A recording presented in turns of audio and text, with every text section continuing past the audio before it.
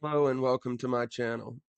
If you're a very curious person and you find yourself asking yourself questions like, do we live in the Matrix? Or is this a simulation? Or is there a God? What is life? Then this video is definitely for you.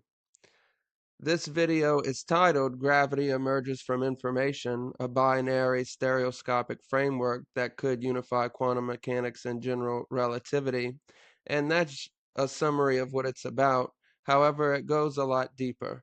If you stay tuned, you'll see how it explains this figure right here, which is very interesting, and I've seen stuff similar to this, but the stereoscopic perspective, I think, is what really gives it the pop and makes it very original.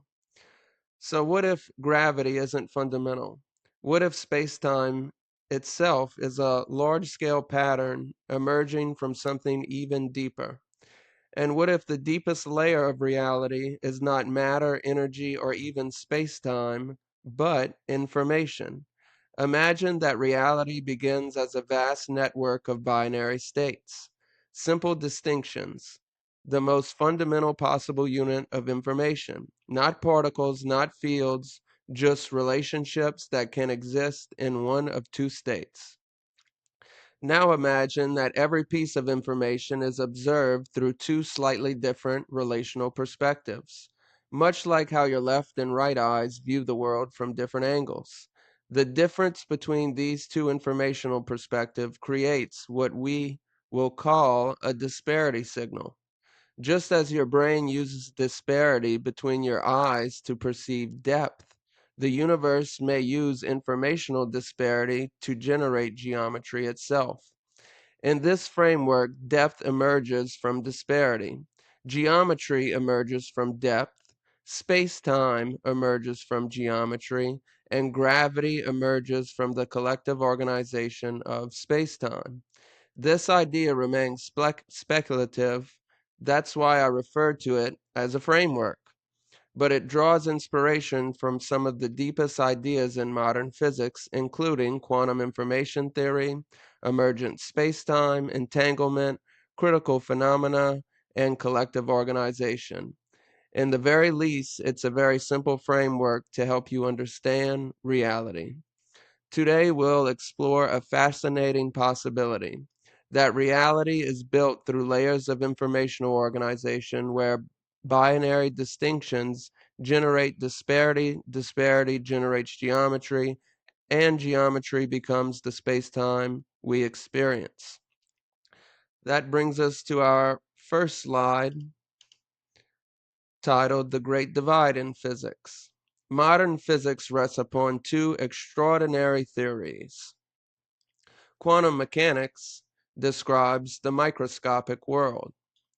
It governs atoms, molecules, particles, and quantum fields. General relativity describes gravity. According to Einstein, gravity is not a force acting through space. Instead, matter and energy curve spacetime itself, and objects move along those curves. Both theories have been tested with extraordinary precision, yet they appear fundamentally different. Quantum mechanics is built upon probabilities, amplitudes, and superposition. General relativity is built upon geometry. One describes possibilities, the other describes spacetime. And despite decades of effort, no complete theory has successfully unified them. This has led to some physicists to consider a radical possibility. Perhaps spacetime itself is not fundamental. Perhaps geometry emerges from something deeper. In this framework, that deeper layer is information. At the most fundamental level, reality consists of binary distinctions. But binary information alone cannot create a universe. A single bit contains no notion of distance, direction, or geometry. To generate structure, information must be compared. This is where stereoscopic organization enters the picture, which happens to be a very intuitive way to understand quantum mechanics. Each informational element participates in two relational channels, like two eyes viewing the same scene. These channels provide two slightly different perspectives on the surrounding informational network. The difference between these perspectives creates a disparity signal. And just as visual disparity allows the brain to infer depth, informational disparity may allow reality itself to infer and render geometry. In this view, geometry is not fundamental. Geometry emerges from the patterns of informational disparity. Space-time becomes a large-scale consequence of information comparing itself. So why is quantum mechanics different? To understand why many physicists suspect that information may play a deeper role in reality, we first need to examine one of the most unusual features of quantum mechanics. In classical probability, possibilities remain independent. Imagine two separate waves representing two possible outcomes. The classical approach is simple. First, calculate the probability associated with each wave, then add those probabilities together. The result is simply the sum of the individual contributions. Nothing new emerges from the relationship between the possibilities themselves. But quantum mechanics works differently. Instead of calculating probabilities first, nature combines the waves before calculating the final probabilities. The waves interact. They reinforce one another in some regions. They cancel one another in others, just like waves in the ocean. And the resulting pattern becomes dramatically different from what we would obtain by treating the possibilities independently. This phenomena is known as interference. The probability distribution is no longer determined solely by the individual waves. It also depends upon the relationship between them. The whole contains information that is not present in either component alone. This simple difference lies at the heart of quantum mechanics. It explains the double slit experiment. It explains atomic structure. It explains why quantum systems behave so differently from classical objects.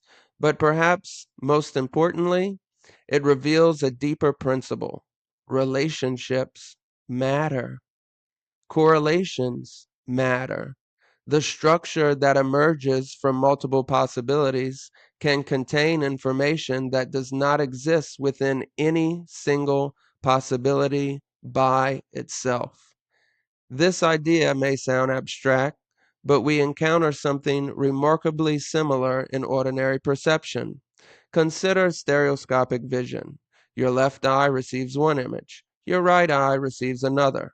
Viewed separately, each image is incomplete. Yet when the brain compares them, a new phenomena appears: depth. The three-dimensional object is not contained entirely within the left image, nor is it contained entirely within the right image. It emerges from the disparity between them. The information exists in the relationship. In a similar way, quantum interference arises from relationships between amplitudes. Just as disparity can generate depth, interference can generate structure. The most important information is not always found within isolated components. Sometimes it emerges only when multiple perspectives are allowed to interact. This idea will become increasingly important as we explore how geometry, spacetime, and perhaps gravity itself might emerge from deeper layers of informational organization. So let's learn more about the stereogram. The stereogram and the power of correlations. At first glance, these images appear completely random. The left channel looks like noise. The right channel looks like noise. Viewed independently, neither image contains an obvious object. There is no visible outline, no obvious shapes, no clear indication that anything meaningful is hidden within the pattern. And this pattern can also represent binary information. The black can represent 1 and the white areas can represent zero. You can also think of binary information as energy being there or not being there, or matter being there or not being there, or a wave function being there or not being there. It can be anything you want.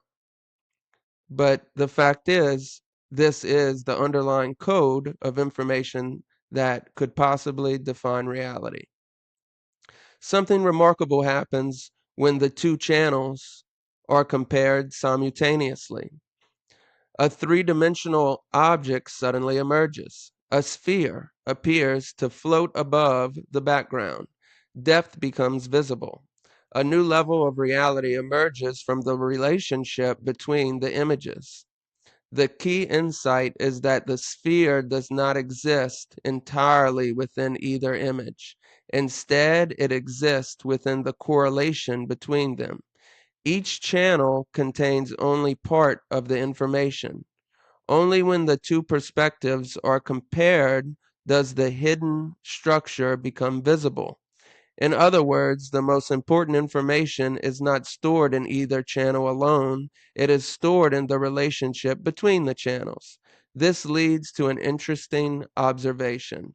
If we change a random pixel in the left image, the three-dimensional object disappears unless the corresponding pixel in the right image is also changed. But altering one image does not send a signal across the page.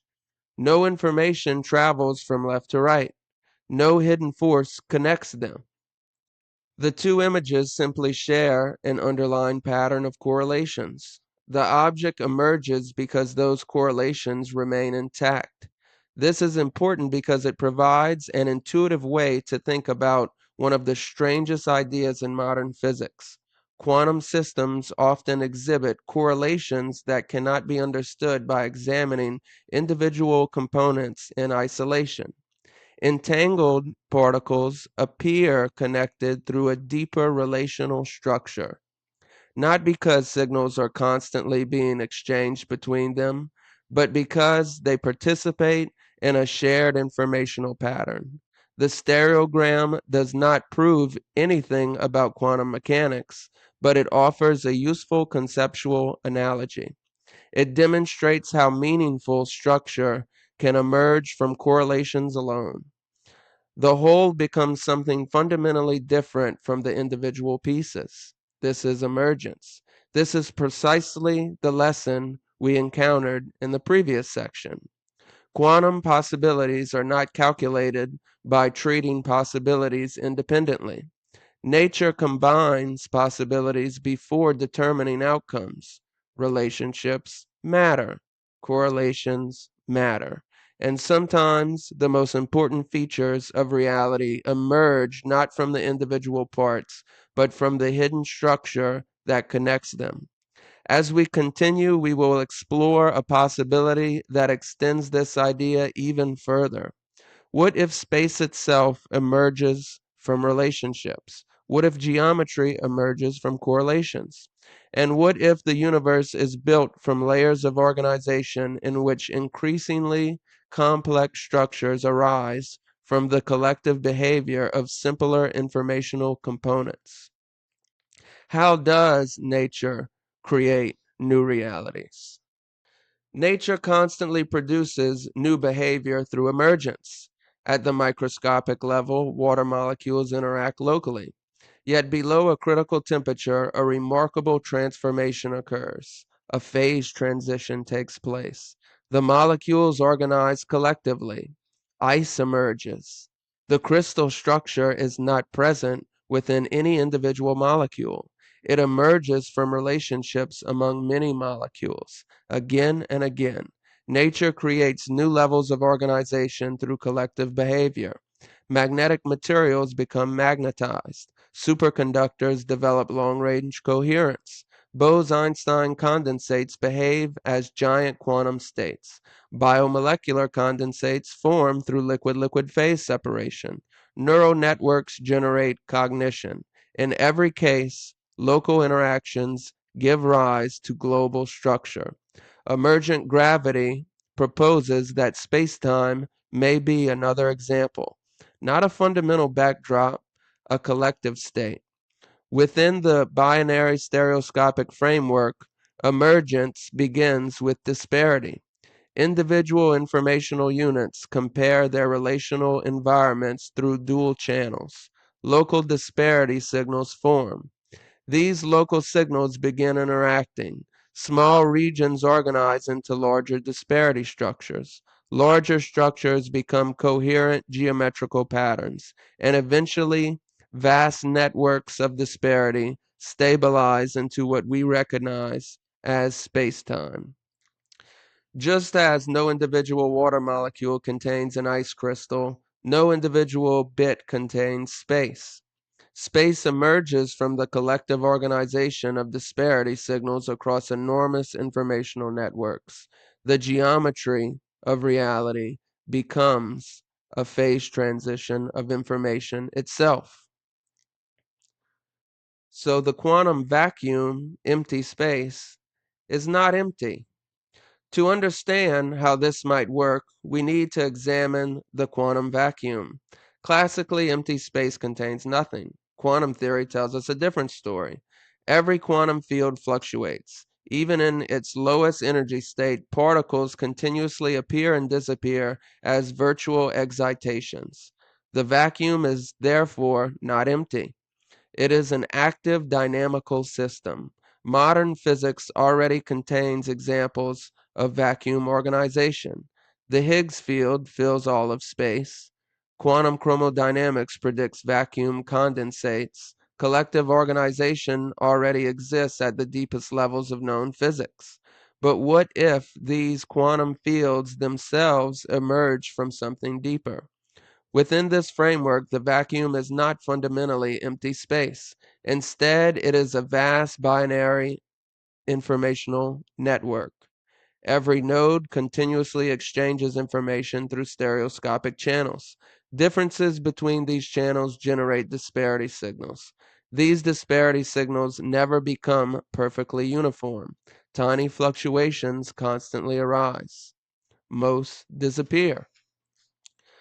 Some amplify, some synchronize, some form coherent structures. What physicists describe as quantum fluctuations may then represent fluctuations within an underlying disparity field. The vacuum becomes a dynamic sea of informational depth generation. Geometry is no longer assumed to exist beforehand. Instead, geometry continuously emerges from evolving disparity relationships. At sufficiently large scales, these collective information dynamics become stable enough to appear as spacetime itself. In this picture, the quantum vacuum is not simply a stage upon which reality unfolds. It is the process through which reality continuously constructs its own geometry. And this raises a profound question. If disparity can generate geometry and geometry can generate spacetime, could gravity itself emerge from the collective behavior of informational disparity? To answer the question, we first need to understand why quantum mechanics is built from waves, amplitudes, and superpositions. So why does quantum mechanics use waves?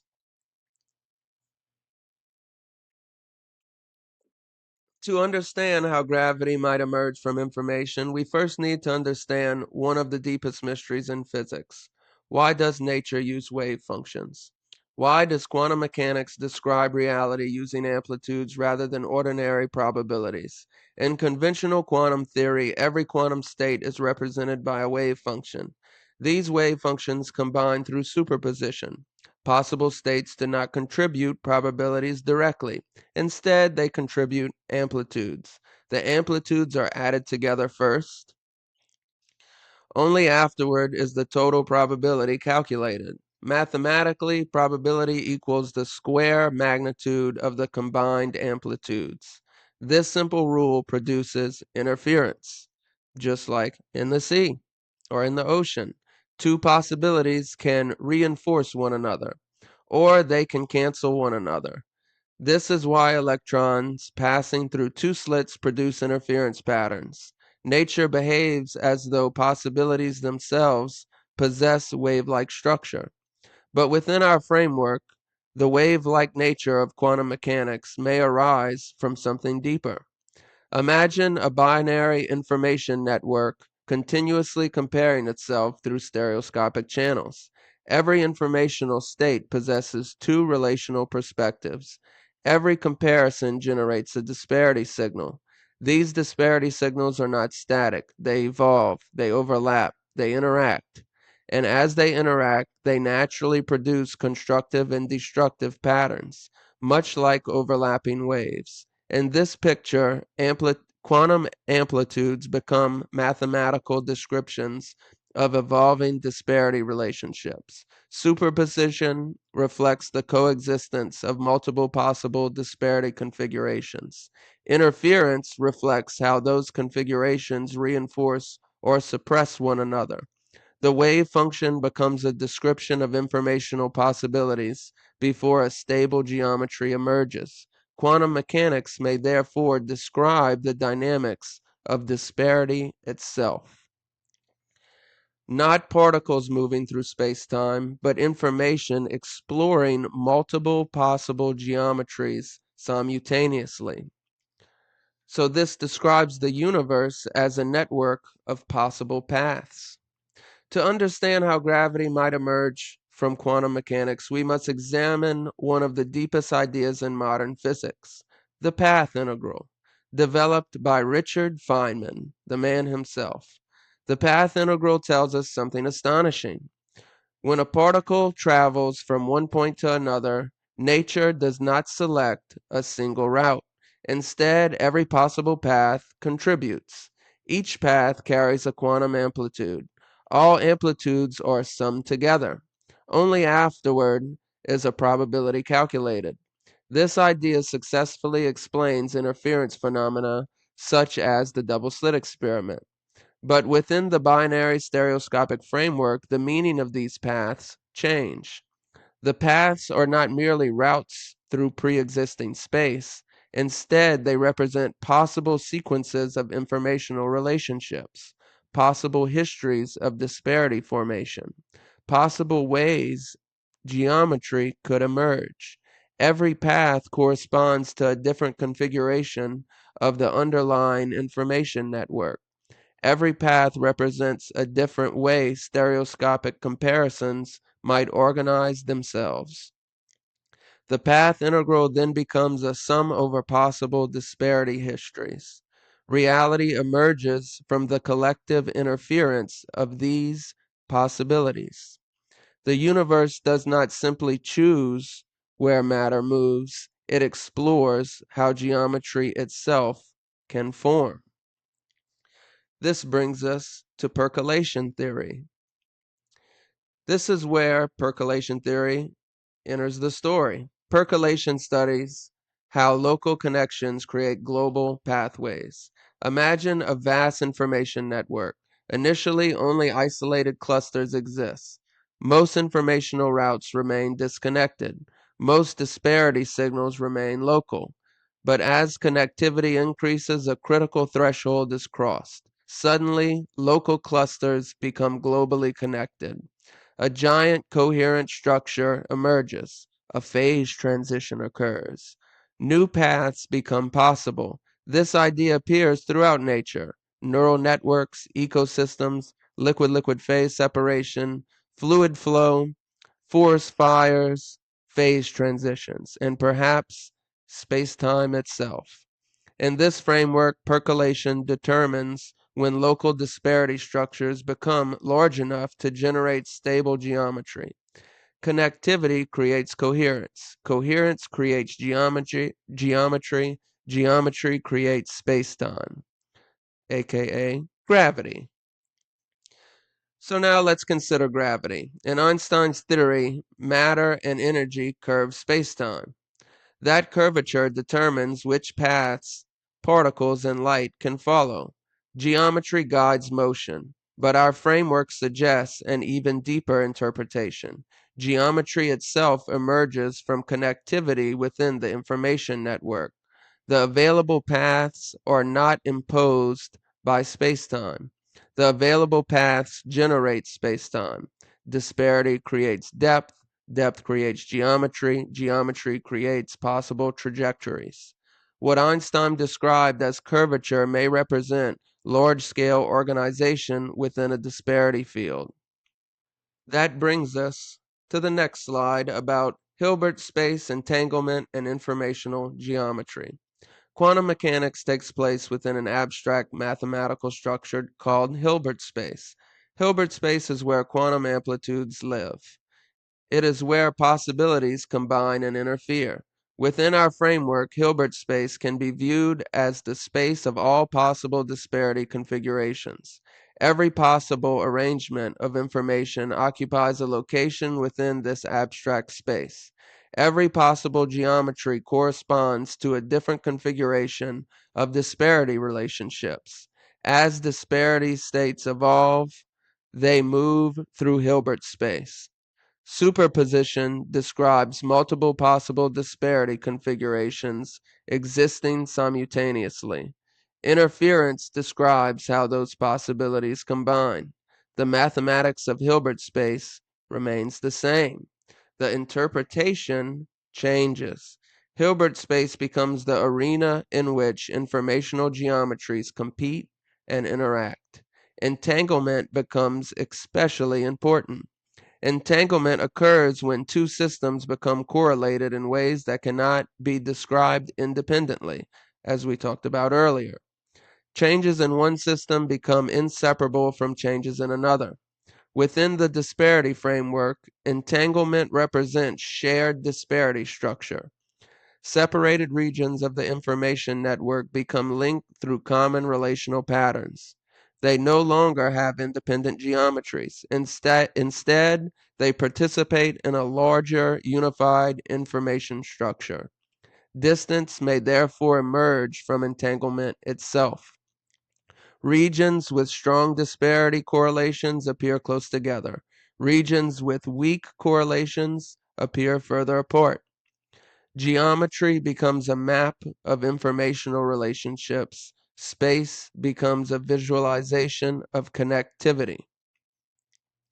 This brings us to our next slide.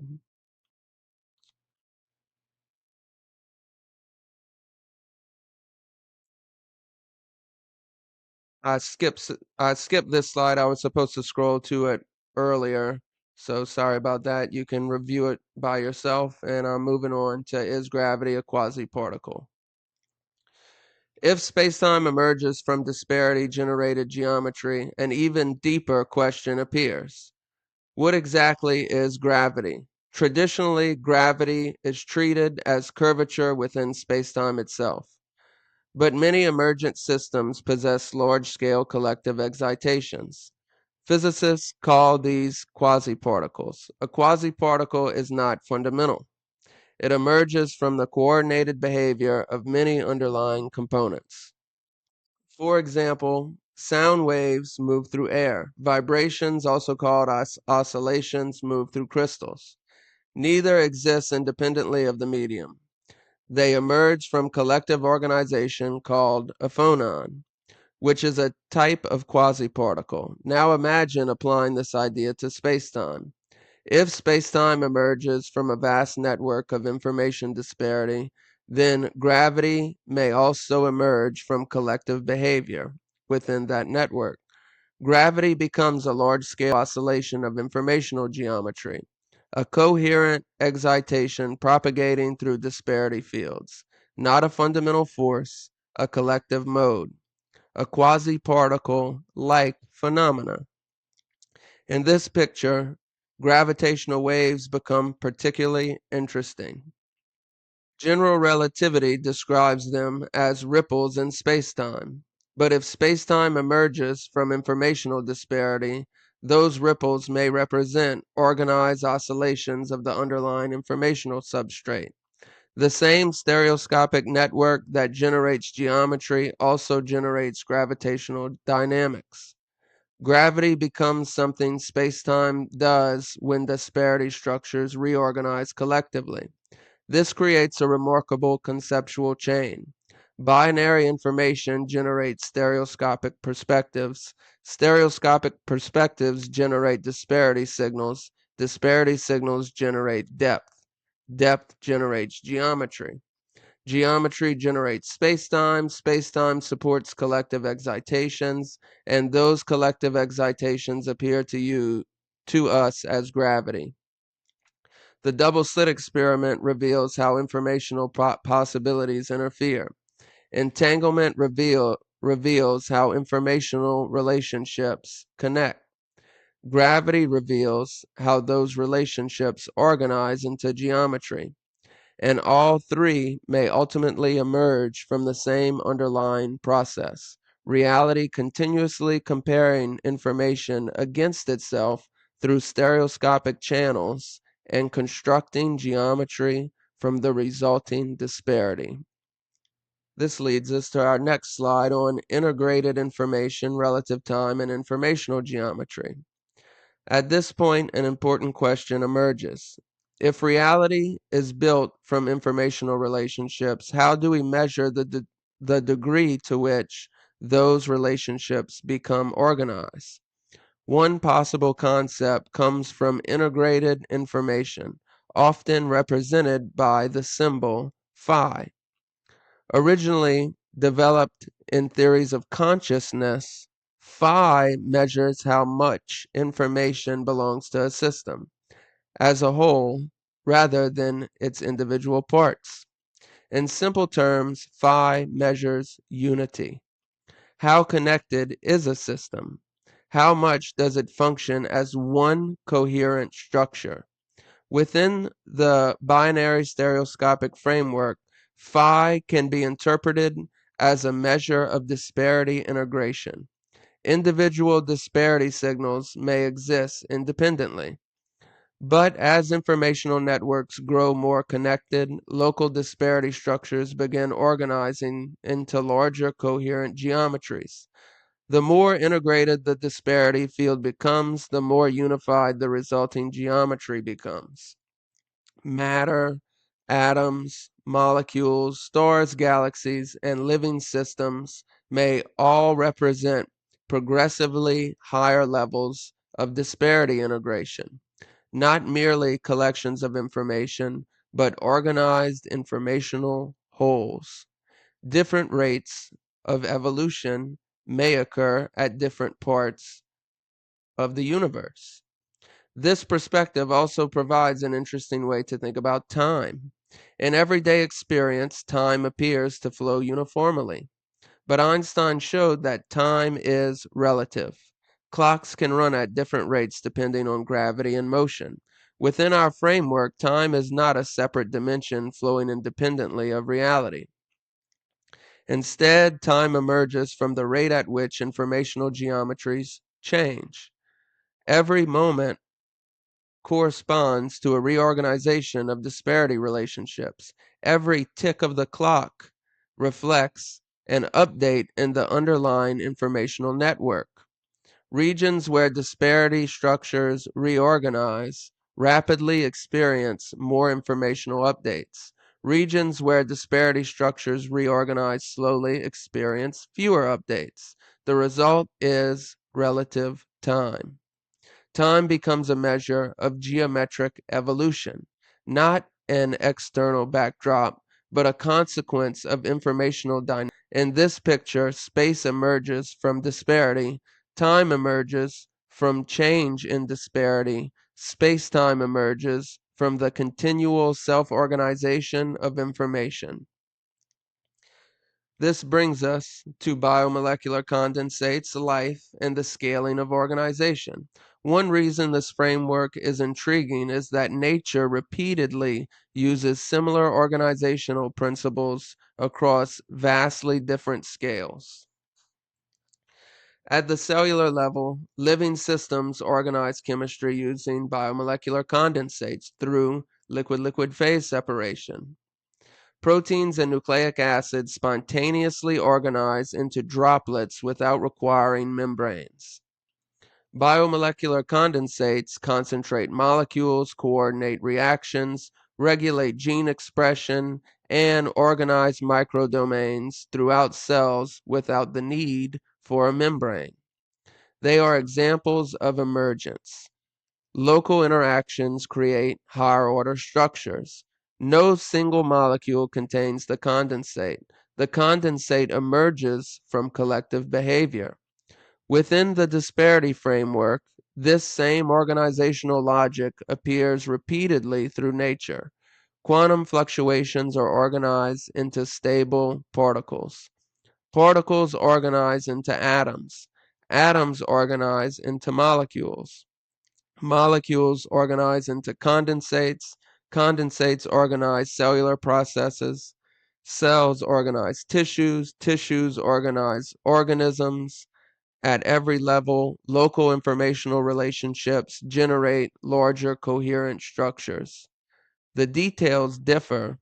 The underlying principle remains similar. Information becomes increasingly integrated. Disparity structures become increasingly organized. New levels of geometry emerge. Life itself may represent an extraordinarily sophisticated form of informational self-organization, a system capable of continually reconstructing and maintaining its own disparity network. Now let's think about the whole universe, a fractal universe of collective organization. Perhaps the most fascinating aspect of this idea is how frequently nature appears to reuse similar organizational principles. At quantum scales, amplitudes interfere. At atomic scales, particles organize into stable structures. At biological scales, condensates coordinate cellular activity. At cosmic scales, gravity organizes matter into stars, galaxies, and the cosmic web. Different systems, different physics, yet remarkably similar patterns emerge. Local interactions, collective behavior, phase transitions, criticality, coherence, emergence, self-organization, fractal-like scaling. Again and again, nature transforms microscopic activity into macroscopic structure.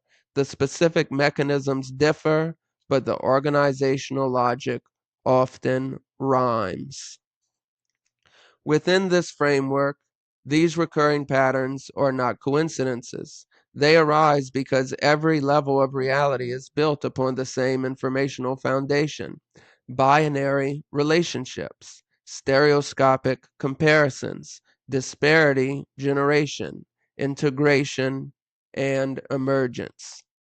Reality becomes a hierarchy of self-organizing informational geometry. And that brings us to one of the most unique and interesting parts of this discussion: the U-loop and the scaling of consciousness. Throughout this journey, we have explored a reoccurring theme. Again and again, nature appears to build complexity through layers of organization. Quantum fluctuations organize into particles. Particles organize into atoms.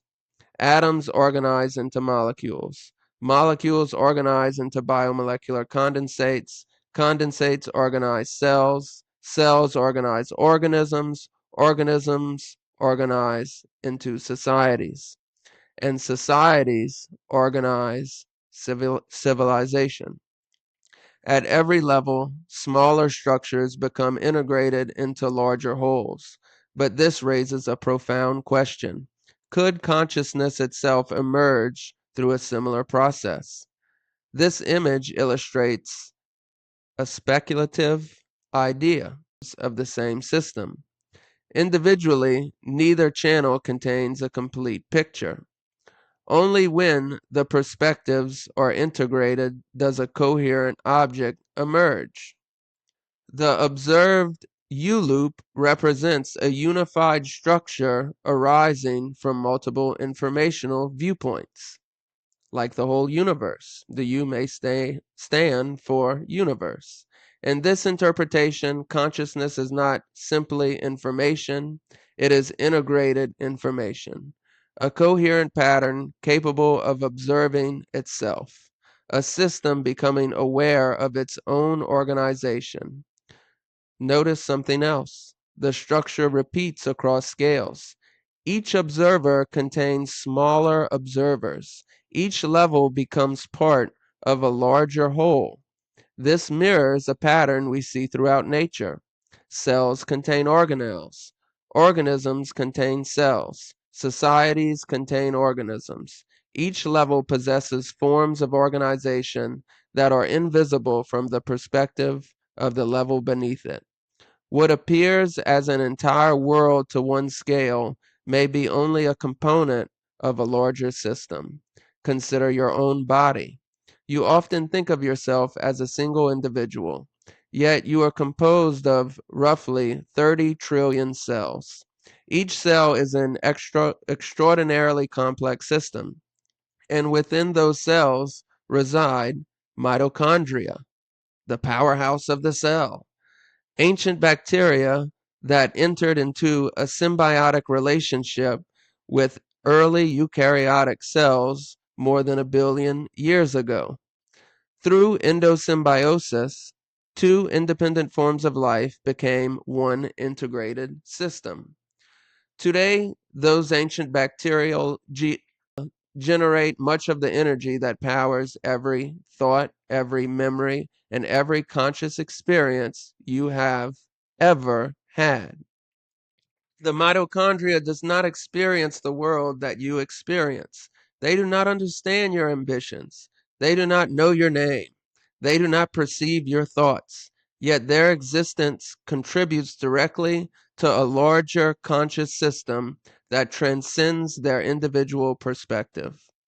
From the viewpoint of the mitochondrion, you might appear almost incomprehensibly vast, a higher order organization emerging from countless interactions occurring beyond its ability to perceive. Now consider the possibility that the same principle continues upward. Just as mitochondria participate in cells, and cells participate in organisms, perhaps organisms participate in even larger structures. Perhaps minds participate in larger forms of integration. Perhaps civilizations do. Perhaps planetary biospheres do. Perhaps reality itself does. This does not prove the existence of a higher power, nor does it establish any particular religious or philosophical doctrine, but it suggests a fascinating possibility. What if consciousness is not an isolated phenomena? What if awareness emerges whenever information becomes sufficiently integrated? And what if the process that produced human consciousness continues beyond humanity itself? In that case, the relationship between humanity and a higher order intelligence may resemble the relationship between ourselves and the mitochondria within ourselves, which have their own DNA. Not a relationship of domination, not a relationship of intervention, but a relationship of participation. Smaller systems contributing to larger systems, local awareness contributing to broader awareness, individual perspectives becoming part of a larger informational whole. If nature truly operates through fractal layers of collective organization, then consciousness may not be a destination. It may be a process through which information learns to integrate itself across larger and larger scales. And if that is true, then perhaps the deepest mystery is not whether consciousness exists elsewhere in the universe. Perhaps the deepest mystery is how many levels of consciousness remain above and below our own. The universe may not simply contain observers. The universe may itself be a hierarchy of observers nested within observers, stretching across scales beyond imagination. And we may be living somewhere in the middle, not at the bottom, not at the top, but within an endless process of information learning to observe itself. A universe that computes its own geometry, to understand itself better. Could spacetime emerge from informational disparity? Could geometry arise from stereoscopic relationships within a binary substrate? Could gravity be a collective excitation of informational networks? Could time emerge from the continual reorganization of geometry? We do not yet know. Current physics confirms the existence of quantum fields, quantum fluctuations, entanglement, phase transitions, condensates, Hilbert space structure, quantum superposition, and spacetime curvature. What remains uncertain is whether these phenomena ultimately emerge from a deeper informational substrate. Yet an intriguing possibility continues to inspire physicists and philosophers alike, that beneath the universe's complexity lies a deeper architecture of organization, a reality where binary distinctions generate stereoscopic relationships. Stereoscopic relationships generate disparity. Disparity generates depth. Depth generates geometry. Geometry generates spacetime. Spacetime generates gravity. And through billions of years of self-organization, that same process eventually gives rise to stars, planets, life, minds, and the very beings capable of asking where reality comes from. If true, gravity may not be the beginning of the story. Space may not be the beginning of the story. Even time may not be the beginning of the story.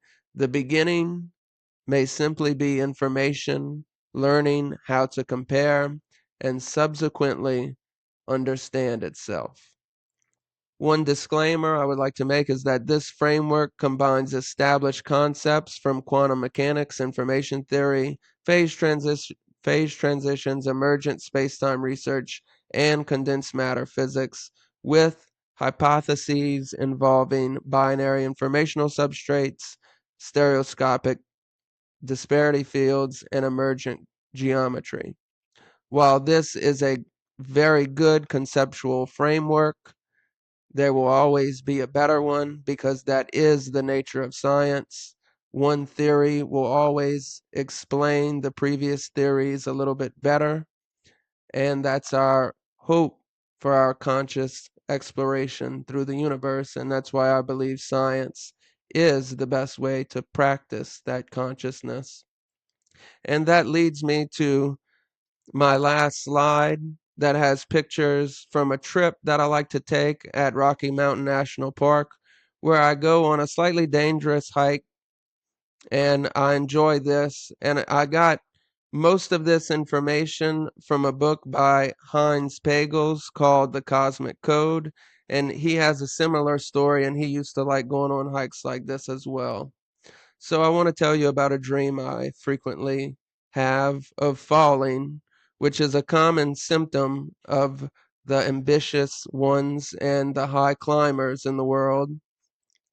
And not long ago, I found myself desperately clutching a sheer rock wall in one of my dreams. The stone gave way.